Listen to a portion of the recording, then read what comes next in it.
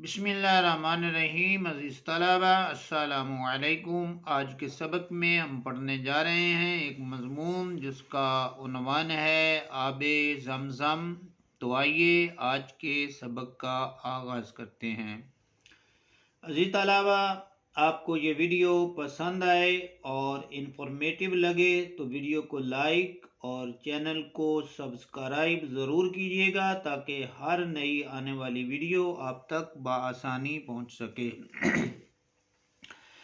अज़ीज़ तलबा, मक्का मुअज़्ज़मा की मस्जिदुल हराम से सिर्फ 20 मीटर के फासले पर जनूब मशरिक़ की जानिब हजर अस्वद की सेध में एक कुआं वाक़ई है। इसको बीर ज़मज़म कहते हैं। बीर अरबी ज़ुबान में कुएं को कहते हैं। ये कुआं काबा शरीफ से भी कदीम है। कदीम मतलब पुराना है।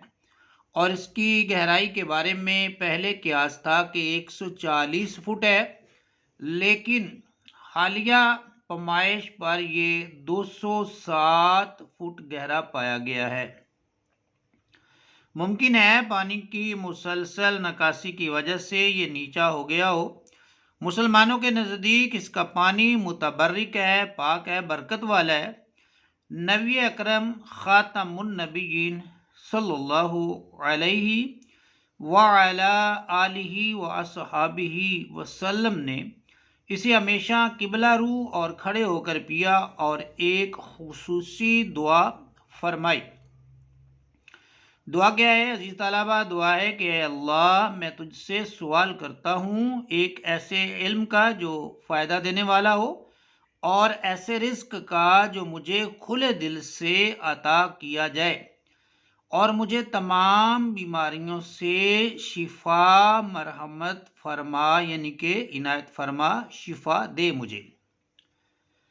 अज़ीज़ तलबा, आज से हज़ारों साल पहले की बात है कि आजकल जहाँ मक्का मुकरमा का मुतबर्रिक शहर आबाद है, पाक शहर आबाद है, वहाँ रेत और झुलसी हुई पहाड़ियों के सिवा कुछ नहीं था।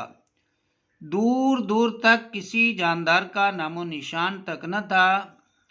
उसी ज़माने में अल्लाह ताला ने हज़रत इब्राहीम अलैहिस्सलाम को हुक्म दिया कि वो अपनी बीवी हज़रत हाजरा को उनके नौमौलूद बच्चे हज़रत इस्माईल अलैहिस्सलाम के हमरा मक्के की बेआबो गया वादी में छोड़ आए।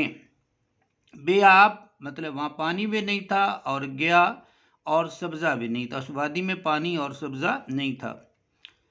जब यह काफिला मंज़िल मकसूद पर पहुंचा तो उस साबिरो शाकिर खातून ने अपने मजाजी खुदा से सिर्फ एक बात पूछी। मजाजी खुदा से मुराद हज़रत इब्राहीम अलैहिस्सलाम। क्या हमारा यहाँ आना और रहना अल्लाह के हुक्म की तामील में है? हज़रत इब्राहीम अलैहिस्सलाम ने असबात में जवाब दिया तो वो मुतमईन हो गईं।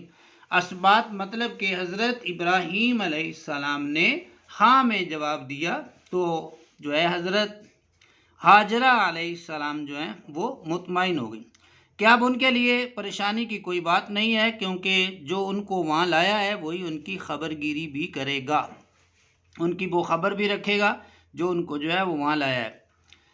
माँ अपने नन्हे शीरखार को, शीरखार कहते हैं दूध पीने वाले बच्चे को, शीरखार को लिए एक पहाड़ी की ओट में बैठ गई, पहाड़ी के पर्दे में बैठ गई। सूरज बुलंद होता गया, धूप की तेजी बढ़ती गई, जमीन तप गई, गर्म लू के थपेड़े आने लगे, पानी की छागल खुश्क होने लगी, पानी की जो झाग है वो खुश्क होने लगी और ज़रा देर में सूख गई। माँ बच्चे के होंठ सूखे, फिर ज़ुबान खुश्क हुई।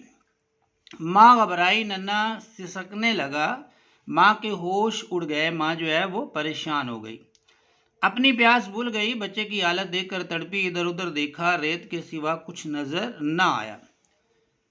ऊपर देखा आसमान को दूर पाया, नीचे देखा ज़मीन को तन्नूर पाया। इन हालात में हज़रत हाजरा बेसाख्ता पुकारी, बेसाख्ता फौरन जो है उन्होंने पुकारा। क्या पुकारा? वो अपने रब के हुजूर जो है दुआ करती हैं और दुआ में क्या मांगती हैं? मेरे रब, पानी पानी एक घूंट ایک قطرہ میرے لیے نہیں، میرے بچے کے لیے، شیر خوار اسماعیل کے لیے۔ اے ابراہیم علیہ السلام کے خدا، اس جنگل میں، اس بیابان میں، اس ریگستان میں آگ کو گلستان بنانے والے، اس آگ کے دریا میں پانی کا چشمہ بہا، میرے ننھے کو پانی کا ایک قطرہ عطا فرما۔ میاں مجھے اپنی اللہ میاں مجھے اپنی جان کی پرواہ نہیں، اس ننھی جان پر کرم فرما۔ حضرت ہاجرہ علیہ السلام جو ہے اللہ تعالیٰ سے یہ دعا کر رہی ہیں۔ آخر کار بچے کی حالت نہایت نازک ہو گئی۔ حضرت ہاجرہ پریشانی کے عالم میں کبھی صفا پہاڑی پر جا کر دیکھتی اور کبھی مروہ پہاڑی پر چڑھ کر نظر دوڑاتی کہ شاید کہیں پانی یا کوئی شخص نظر آ جائے جس سے وہ مدد لے سکیں۔ وہ اسی طرح صفا اور مروہ پہاڑیوں کے درمیان دوڑ رہی تھیں کہ 6 پھیرے مکمل ہو گئے، ان کے 6 چکر جو ہیں وہ کمپلیٹ ہو گئے۔ 7ویں مرتبہ اللہ سے دعا کرتی ہوئی دوڑیں تو انہوں نے ایک آواز سنی، انہوں نے فوراً اسے مخاطب کر کے نیکی کے نام پر مدد کی درخواست کی۔ حضرت جبرائیل علیہ السلام ظاہر ہوئے اور انہوں نے اپنی ایڑی زمین پر ماری تو زمین سے پانی کا چشمہ ابلنے لگا۔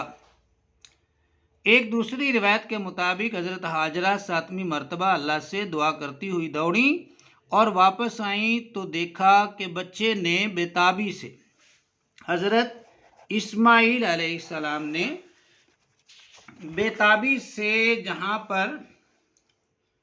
جہاں ایڑیاں ماری تھیں اور رگڑی تھیں وہاں سے پانی کا چشمہ پھوٹ رہا ہے، وہاں سے پانی کا جو چشمہ ہے اور وہ نکل آیا۔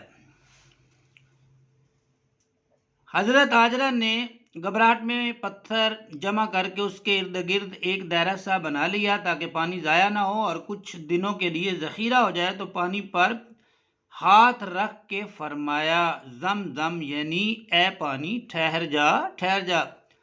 اسی سے چشمے کا نام بھی زمزم ہو گیا اور اس کا پانی آب زمزم کہلایا اور مقدس پانی گردانا گیا۔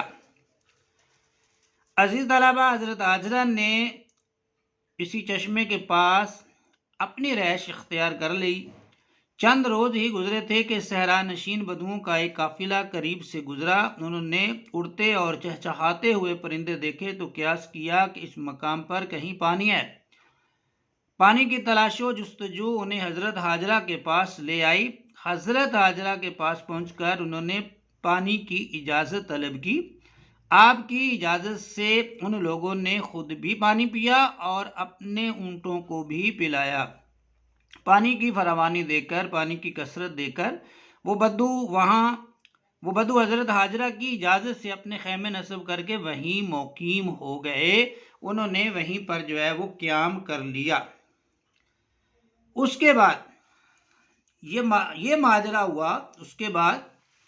ماجرا ہوا کہ لوگ آتے گئے اور آباد ہوتے گئے اور یوں ایک شہر آباد ہو گیا۔ پہلے پہل خیموں کا شہر تھا، پھر لوگوں نے پتھروں اور مٹی سے مکانات کی تعمیر شروع کر دی اور دیکھتے ہی دیکھتے ایک عظیم شہر وجود میں آ گیا۔ یہ وہی شہر تھا جسے آج مکہ مکرمہ کے نام سے جانا جاتا ہے۔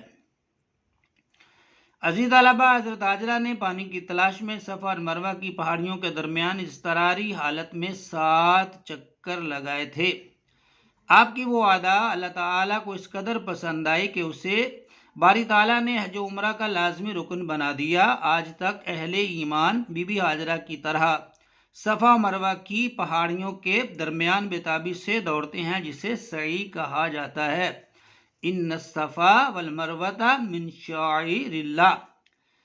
نبی کریم خاتم النبیین صلی اللہ علیہ وعلی آلہ وصحبہ وسلم جب تک مکہ میں رہے، آب زمزم بڑے احترام کے ساتھ پیتے رہے اور جب ہجرت کر کے مدینہ منورہ تشریف لے گئے تو صلح حدیبیہ کے موقع پر منگوا کر پیا اور واپسی میں ساتھ لے کر آئے۔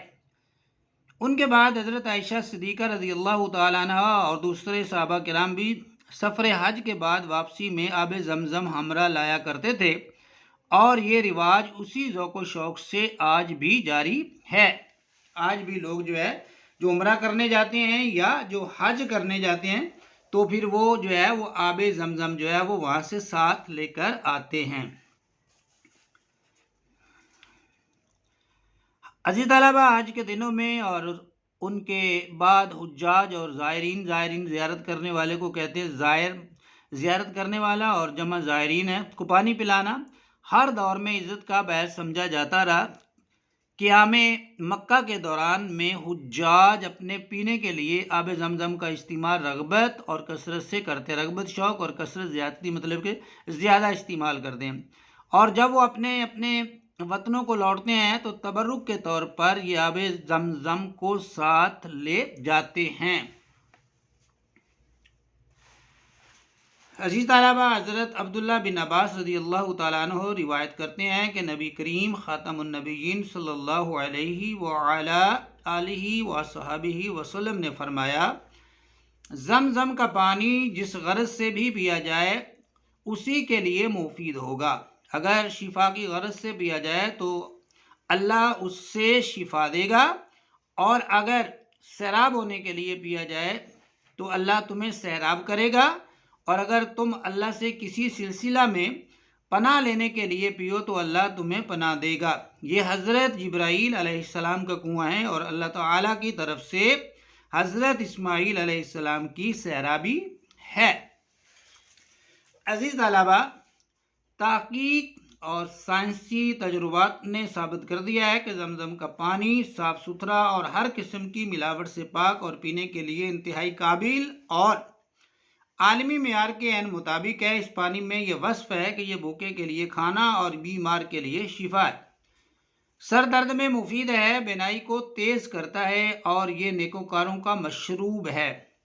زمزم روئے زمین پر 5000 سال سے جاری ہے اور کبھی کمی واقع نہیں ہوئی، اور بیر زمزم اللہ تعالی کا ارض پاک عرب پر ایسا معجزہ ہے جس میں اہل بصیرت کے لیے بہت سی نشانیاں ہیں۔ تو عزیز طلبہ، ہمارے آج کے سبق میں ہمارا مضمون آب زمزم ہوا مکمل۔ ملتے ہیں ہم انشاءاللہ اگلے سبق کے ساتھ، تب تک کے لیے اپنا بہت سا خیال رکھیے گا۔ اللہ حافظ۔